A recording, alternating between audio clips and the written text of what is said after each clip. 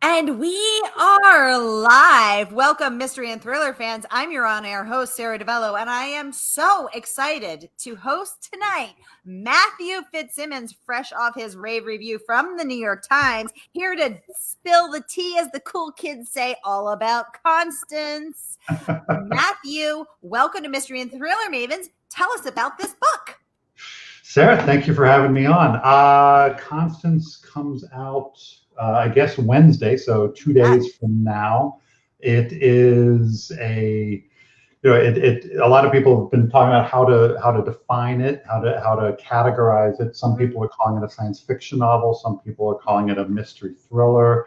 I like to think that it is to some that I think it's something that is blending the two worlds. If you even want to get into sort of that sort of intense genre label, at the end of the day, it's a book about a woman trying to solve her own murder. I liked the idea. The original impetus of the book was just, how could I write a book where the detective and the victim were the same person? And cloning was my workaround for what is obviously an impossible conundrum, because you can't predict your own murder, barring supernatural elements. So that's what it's about. It's about a woman in Con Darcy who wakes up as a clone to discover that the person that she was before has been murdered, and she needs to get to the bottom of it. Ooh, well, that is tasty, and you hooked us good, Matthew. I can't wait to get into every single delightful bit of that. But first, I just want to welcome everybody who's watching on Facebook, who's watching on YouTube, who's watching on who's watching on Murder by the Book, who's watching in my Mystery and Thriller Mavens group, who's watching on my channels, who's watching everywhere. Welcome, welcome, welcome, thriller fans. You're in the right place, because it's Mystery Mondays, because you know Mondays can be murder, but we're going to make them a little less painful, if you know what I mean. If you've been here before, you know how this works. And if you're new, welcome. Here's how it works. Every Monday, I give you my hand-picked featured authors, and you get to ask them anything. Ask Matthew about his book, Constance. Ask him about his writing process. Ask him about the name, the title, the cover, what is going on, anything that's weighing on your mind. Get it going in the comments. I'll get it right over to him. So I just want to welcome Tina, welcome Amy, welcome Susan, welcome Linda, welcome Alan, welcome Carrie, welcome another Linda, welcome Dana, welcome, welcome, welcome everybody. Thanks for coming. Okay, so and I'm so sorry. Leslie is saying hello from Canada. Hello, Leslie from Canada. Leslie from Canada. I love just saying Leslie from Canada. Leslie is a top community member and a member of our Facebook group, Mystery and Thriller Mavens, free and open to all. Everyone's invited. And that's her trademark. Hello. I always try to do like a cool Canadian accent, even though I think that pretty much just sounds like me. My Boston accent. Okay, so Leslie says, this sounds great. I can't wait to get my hands on this book. Leslie, you're going to want to get your hands on this book, girl, because it is good. So I'm going to pop it in the comments right now so that you can grab your copy and support an independent woman-owned bookstore tonight. So here it is. Grab your copy of this blistering and balletic book. So said Greg Rucka, who is the New York Times bestselling author and creator of The Old Guard. So let's start with some of these tasty reviews, Matthew. So rave review from the New York Times. Congratulations. That is, I mean, so exciting.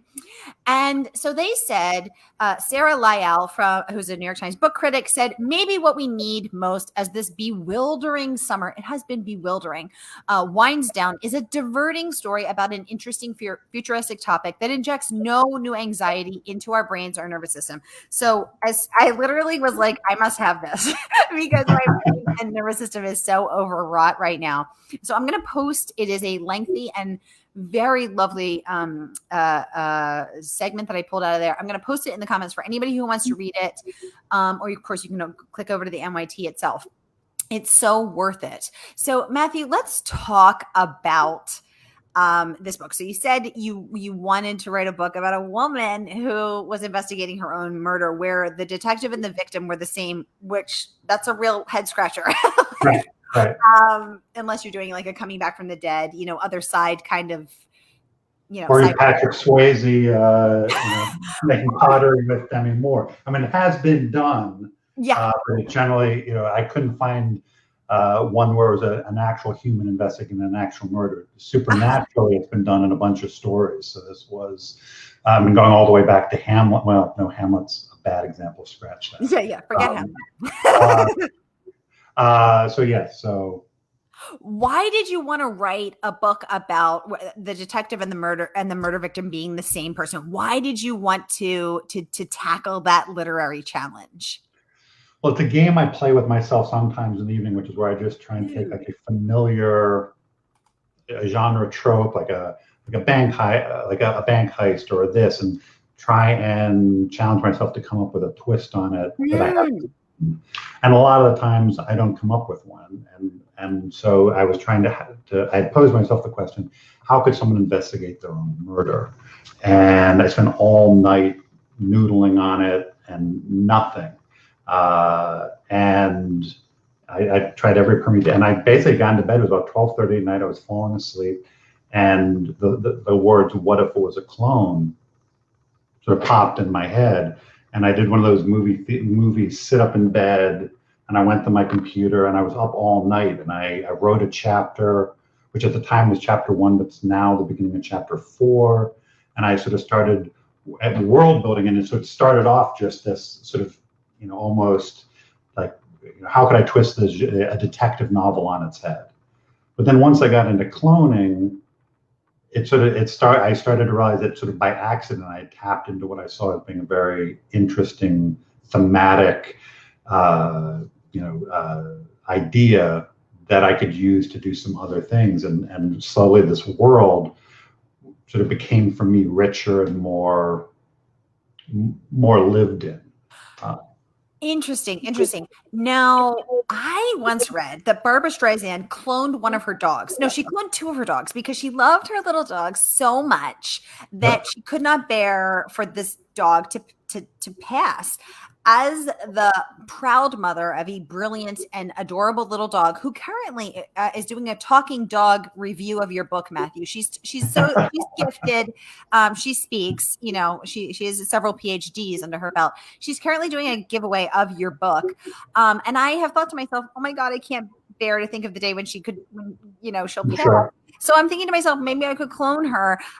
So you have Constance clone herself, which is just, not so rare in this world that you have built.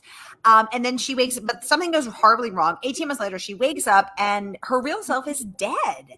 That's a crazy twist. So is that what came to you when you sat bolt right up in bed? No, that came over time. The important thing was that she can't remember what happened to her. So I needed a device where there was a gap in her memory, where that she would basically have to reconstruct what had happened to the original Con Darcy. And so this idea, the mistake and the error got built in, that there was this much longer than normal gap in memory, and that caused all sorts of, that's sort of the driving mystery of the book, is what happened in these 18 months? Who did I become? You talk about cloning your dog, and people do that. That's a service that you can have now. But there's the interesting assumption that you think you're going to get the same dog, that you may get genetically the same dog, but environmentally, experientially, will that still be the same? Would you wind up the same? Have a different experience, nature versus nurture. I mean, these are all these issues, Matthew. Oh my goodness. Well, I mean, it is fascinating, and you're raising a lot of, as the New York Times review and many others say, you're raising a lot of really interesting, thoughtful questions here. Question from Joseph, and I love this. Does clone Constance still have her own apartment? I mean, where does the clone live? Like, what does the clone do, Matthew? Well, after the book, I mean, at the end of the book, and my guess is she she doesn't have her apartment because when she goes to visit the apartment 18 months later, someone else is living there. So I think she's probably in the market for new deals. Maybe she could, and you know what would be really interesting was, would clone Constance want the same apartment, and would she decorate it the same way as original Constance? I mean, it just, my brain is starting to hurt. Right. Yeah, as experience starts to separate, how similar are these two people? Right, exactly.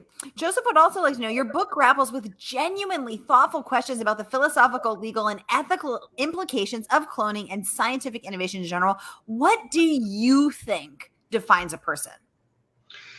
It's an interesting question. I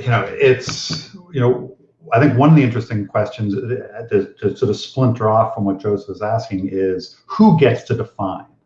A lot of what this book is about is who gets to say who is a person. There's the moral question of who is a person. There's the legal aspect, is legally, how people are recognized. What makes a person? I mean, it's something that science fiction has been grappling with for, going back to Frankenstein at the dawn. I mean, which might be considered the first science fiction novel. I think Mary Shelley wrote that in 1812. Is Frankenstein a person? I mean, we've been we're 200 years into this question. And as in the book is, can a clone be a person? Does a clone have a soul? Is a clone, once science has taken it to that point, how does that fit into our traditional conceptions of personhood and what a human being is? And you get into, that you then get into who gets to decide that, who gets to say, who has the power. Ah, wow. I hadn't even thought of that. Yeah, there is a lot here. Ooh, good question from Amber. Hi, Amber. Good to see you here. Mystery and Thriller Maven member there. Good to see you, girl. Welcome. Amber would like to know, is this book part of a series or standalone? So for those of you who aren't familiar with Matthew's amazing body of work, he wrote 5. Is it 5, right? Yes, 5 Vaughn novels. And is this a standalone, or where you see this going, Matthew? It was, so it's a good question, Amber. It was originally intended as a standalone. It was always a standalone. And then I took a shower in January. I often take showers. It is not. I don't want to say like I took a shower. You guys, Matthew took a shower in January. In January 2022, Matthew will take his next shower. For anyone who's wondering. Exactly. For the record, I am a regular shower taker. No worries there. I had an idea. We were in the final edits for Constance, and I had an idea for a second book, a companion book. I realized that there were other things that I wanted to look at in the world of Constance. And so there is a second book. I am closing in on finishing it right now. It's called Chance. And I'm not sure when it will be out, but there is more to this story, I've discovered. Although that was not the original plan. Authors sometimes talk about things having a life of their own. And, we start off telling the book what's going on, and then at some point the book turns around and tells us how it's going to be. In the case of the book saying, no, we have unfinished business. Well, that's what we call #shower power. No. This is never going to die on the internet. No, oh my gosh. I'm the guy who doesn't shower. This is coming fresh off of the whole Ashton Kutcher, Mila Kunis. Right. No. They don't shower. So we don't know. You could be one of them, Matthew. You could be a non-shower guy. You could be anti-soap. We don't know. My shower credentials are strong. Oh my God, I love it. Welcome, Bridget. Welcome, Allison. Welcome, Jonathan. Welcome, Donna. Welcome, Sally. Welcome, Mark. Welcome, Glenn. Welcome, everybody. Great to have you here. Excuse me. So another question that Amber asked, which is one of my favorite questions ever, is she said she submitted this last week. I think she said, if you, the author, had to be stranded on a desert island with one or two of your characters from any books, who would they be and why? Amber, I love that question. I'm going to just keep asking it. That's a good. That's an interesting. It might be Con because she's a musician, and I can imagine without art, you'd start to get a little batty on an island. If I had to have one other, I'm trying to think. I've got a character who's good at building boats. It might be Dan Hendricks from the Gibson Bond series because he always wanted to buy a boat. He talks a lot about buying boats, so this might be his opportunity to build a boat and get us the heck out of there. So it's going to be Dan Hendricks and Con Darcy, and the three of us will figure it out. See, okay, I was getting nervous when you said a musician because I was like, I think you should probably pick someone who knows how to grow food. Or cook food. I'm not a practical man. I'm a city dweller. Those practical concerns are completely. This is why I would last about a week. In the zombie apocalypse, I'm toast. I'm the first one gone. But Constance could serenade you while you take your one shower. Okay. Are there showers on this island? Yes. I mean, yes. Like in the ocean, like a bath. Okay. Sponge bath. See, now this is sounding very lovely. Oh my gosh. I could get down with this island. Oh, Amber is saying, hey, I love your lives. Oh my gosh. Thank you so much, Amber. It's so great to have you. And thank you for your kind words. Very, very much appreciated. Thank you. Okay. So let's get to another one of these reviews. So I loved, first of all, congratulations. Publishers Weekly awarded you a starred review. So how cool that you get a star. It's like a Hollywood Walk of Fame star. A Publishers Weekly Walk of Fame. And they said, in this timely thriller, tantalizing clues, complex motives, and shifting views of the truth flow around. I'm going to pop this up so everyone can see. Flow around such issues as the relationship between money and power, the right to life, and the definition of self. Fitzsimmons has upped his game with this one. Congratulations on that. So let's talk about how you pulled that off. You said a few minutes ago that you may have a plan for the story, but sometimes the story has a plan for you. So does that mean you're not a plotter? You sat bolted right up in bed, the story came to you, or you just went with the flow? What did it look like? Well, so authors often talk about these two poles, these two extremes. They're the pantsers and they're the plotters. And the plotters are the ones who outline, and the pantsers are by the seat of your pants, who just sit down with an idea and start writing and see where it takes them. I think I'm sort of in the middle. I call myself a road tripper, which is I'm taking a road trip. Like when I start, I know the destination, and I have a general route, but I have a short attention span. So if I see a sign for the biggest ball of yarn, I'm getting off the highway. I'm going to go see where that goes. And sometimes I generally wind up where I intend to wind up, but my route can change pretty dramatically along the way. I allow myself the possibility that there are going to be detours or something neat off in one direction or another that I need to check out. So interesting. Now, does this short attention span help? Does that make it tough for you to stay on task and finish the books? I'm asking for a friend, and the friend is me. I had that problem a lot when I was younger. This was when I started writing Gibson Vaughn. I was in my early 40s, and I'd written a novel in my 20s, and then through the course of my 30s, I quit writing for a long time, and would come back to it and would start something and then stop. And at some point, I just got over that hump of I'm now not allowed. There was a point when I was working on 5 or 6 projects at a time, and you would have this I get to a sticking point, and then I would say, "Ooh, look at this shiny new idea over here," and I'd go and write 15 or 20,000 words on that, and I'd get stuck. And I'm like, "Ooh, there's yet another." Yeah, super shiny. Yeah. And I would just sort of pile, and so I sort of got to the point where I had a whole drawer full, metaphorically, a drawer full of partials Yeah. And I eventually got to a point where it was, no, I'm not, and now I'm not allowed to work on more than one thing at a time. For those reasons, because I do like the shiny new idea. Yeah, exactly. And I mean, I guess you could always just go lie down, go to sleep at night, see what makes you sit bolt upright in bed, or, take a second shower. There's another option for you. Help you help you. Oh yeah. Oh no, there are some days when there are many showers. It is I learned that trick from Gabriel Garcia Marquez, the Colombian author, who famously had installed like 3 or 4 extra hot water heaters in his house. And in the morning, he took a shower, and he did not get out of the shower until he knew what he was writing that day. And sometimes he was in there.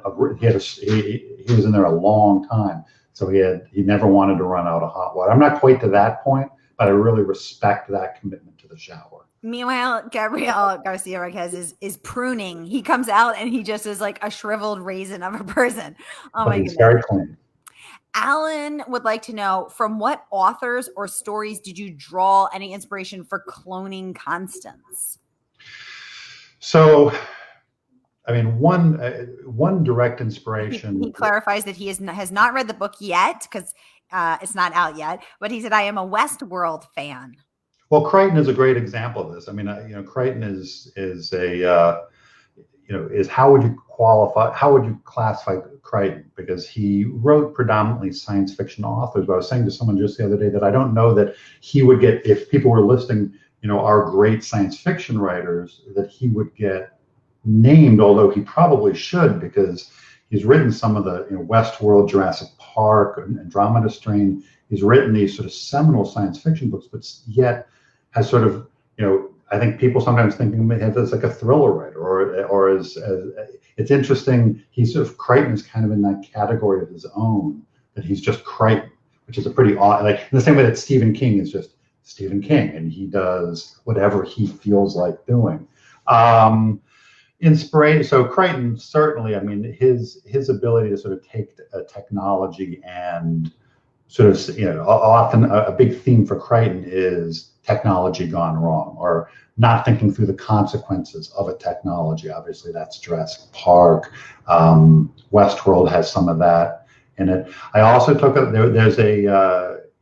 when I was an English teacher, I taught high school English for a long time, and a great book that uses cloning actually is Kazuo Ishiguro's Never Let Me Go, which is this wonderful book. And he's a Nobel Prize winning author, and it's not a science fiction novel, but I didn't take, like, my conception of cloning and his are very, very different.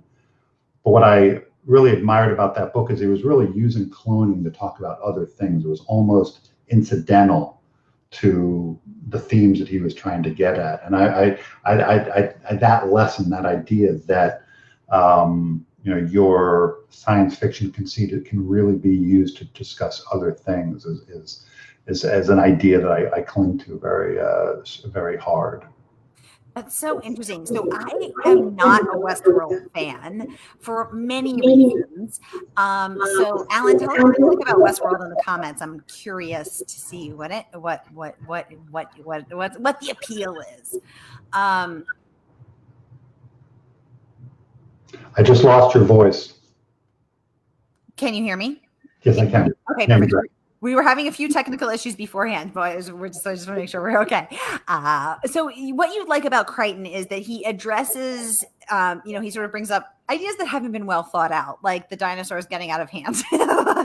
Right. But for him, it was the thing that drove Crichton on Jurassic Park was less dinosaurs than, basically what we're going to use with our understanding of genetics and DNA. Mm-hmm. That was the thing that was really the driving impetus for him. And then dinosaurs was sort of the way it was like the scariest way he could show the misuse of this.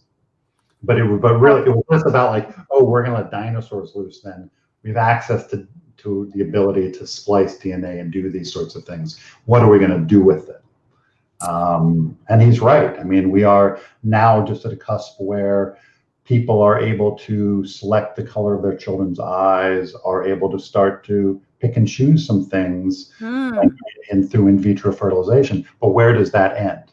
As that Mm. continues, where do we draw the line in terms of genetically modifying our own children? Ooh, interesting, interesting. Um, Let me ask you this. Let's head over to craft for a second. Okay. So do you rise with the sun, race to your desk, the words pour out of you. You said you set up bolt right in bed and then you went and wrote the first chapter. Are you a late night writer? What's the process look like? I can write at any time of day. My best hours are first thing in the morning. I'm generally at my desk by about 6 in the morning, and on the first couple of books, I worked from about 6 in the morning until about 6 at night. So Yeah. 12 hours. Wow. Well, it was this. There is this. I got my first book deal, and I was able to stop working and write full time. And there is a sense of you've got this thing that you've always wanted. You can't afford to blow it. And I was working 6 days a week, 12 hours a day. I didn't take a vacation for years. I'm just relearning how to take a vacation for a while. I would travel and just take my laptop and work somewhere else. How did you not burn out? Well, that was the thing, was I eventually I started to realize that was what I was doing, was that there were diminishing returns. It was a matter of learning how to become a professional writer, right? For a long time, you write your first book and no one cares. No one cares when, and in a way that's very freeing. I didn't tell anyone about it. No one cared when it was done. There were no stakes. That's lovely. And in 2.5 years, I wrote the short drop. I was lucky enough to sell it. And they said, this is great. And we want the next one in 11 months. Go. And then you're like, oh, well, now I need to learn how to be a professional about this. No more can I sort of do it when I feel like it. No more is it. And I went too far the other way. I was like, I'm not going to blow this. I've wanted this my whole life, and I overdid. And you're right. And now I work noon, about 6 a.m. to about noon. Take a break. I go to the gym. I have lunch. I take a nap, and then I work a little bit in the afternoon. And I'm more productive than I was when I was just killing myself straight through every day. So live and learn. Interesting. Alan is clarifying he loves the essence of science fiction, as Matthew stated it so well, technology gone wrong, whose consequences are not sufficiently foreseen or heeded. He also enjoys the philosophical questions that can ride along with these stories. The cloning in Constance sounds like it touches all of the bases. Very cool. So are you going to continue exploring these deep philosophical issues in Constance too? Yes, it is taking a slightly different tact. The first book is, I don't know how much. I mean, the first book is a little bit about, as we were talking at the top of the show, is who has the power to say who a person is. What if you're on the wrong side of that? What if people are telling you you're not, not what you feel you are? What if who holds the authority? Who has the right to tell someone else you are or you aren't?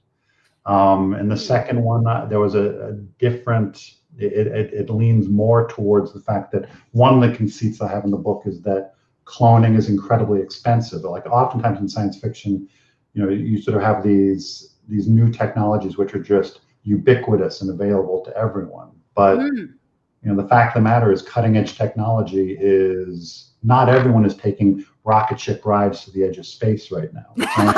It's only the richest men in the world who are basically flying their own spaceships around. Like technology is not a meritocracy. Technology is not democratic or equally distributed. It is often concentrated in the wealthy's hands. And cloning in this book is only for the 1%.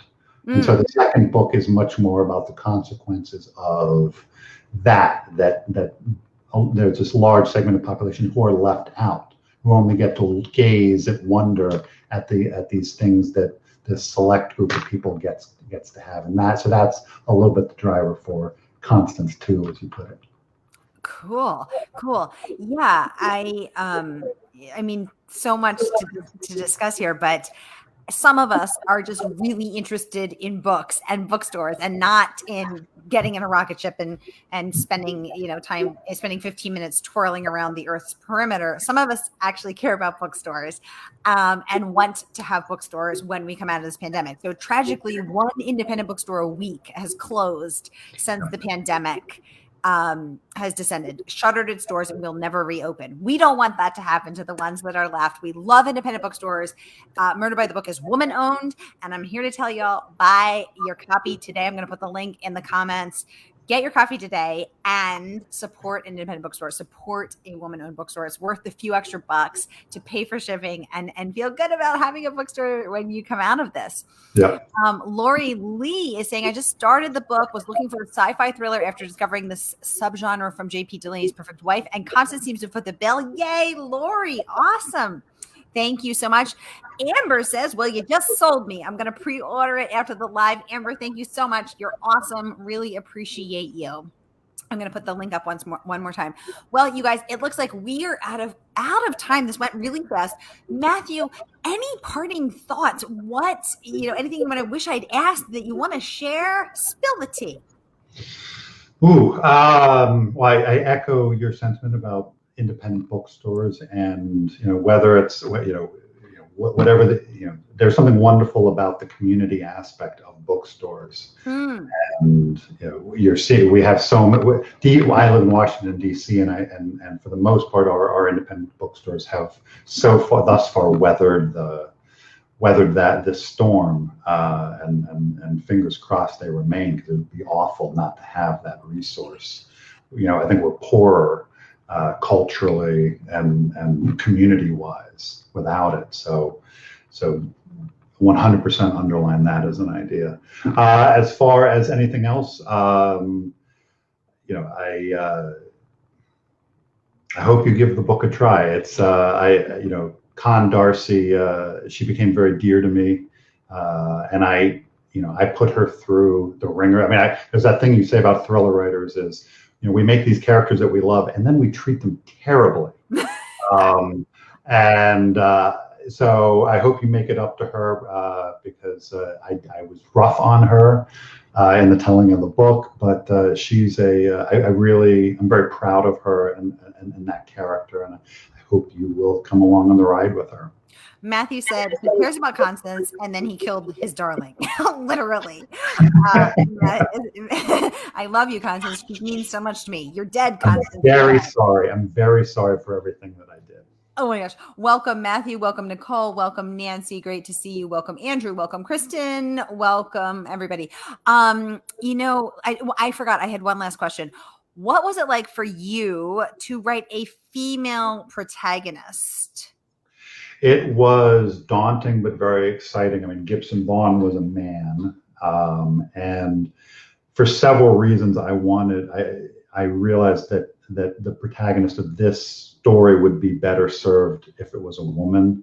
And she's also 24, which I am decidedly not. So not only was I writing a female character, but a younger woman, and it took a lot of work. It was a wonderful process. I got to talk to my women friends and ask them questions and get feedback, and there were places where I was wrong, or it's just getting things right. You don't necessarily think about things from I am a 6.5 foot tall white man. I wander blissfully through the world with almost no obstacles before me, and it creates a very sheltering perspective, and not a healthy one. And thinking about Con and really having to do the work to push yourself and stretch yourself. And my greatest fear, the thing that kept me up at night, was this book is going to come out, and I'm going to be in the comment section on Twitter I've been like, okay, here we go again with an idiot man writing a woman character. And I was like, do not like that. Was, I think my number one goal was like, don't be dumb. Don't be dumb. Don't be foolish in this. What did you get wrong that your female readers said, no, sir, not today and not tomorrow? Well, there's a whole section on how she deals with her hair. And I had written a passage about how she dealt with her hair, post becoming a clone that had grown and become very matted, and she needed to do things to it. And they were like, no woman would do that to her hair. You are out of, I was like, oh. So at that point I was like, tell me, explain to me, and it was little things like that. It's those little touches that you don't. Did you have her using a fork or something? No, it was no, it was just a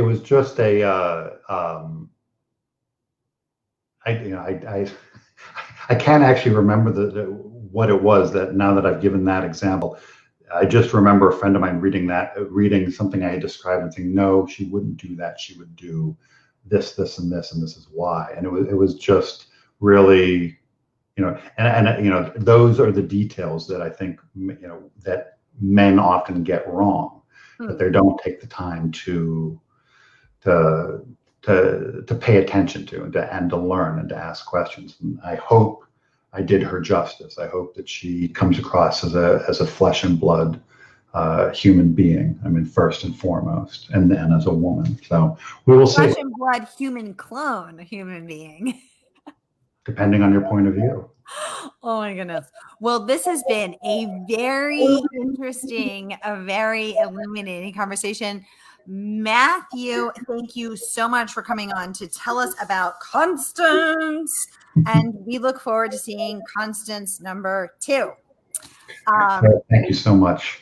Absolutely. Have a great night, everybody. And I will see you next Monday for #Mystery Mondays, because Mondays can be murder. Have a great night, everybody. Good night.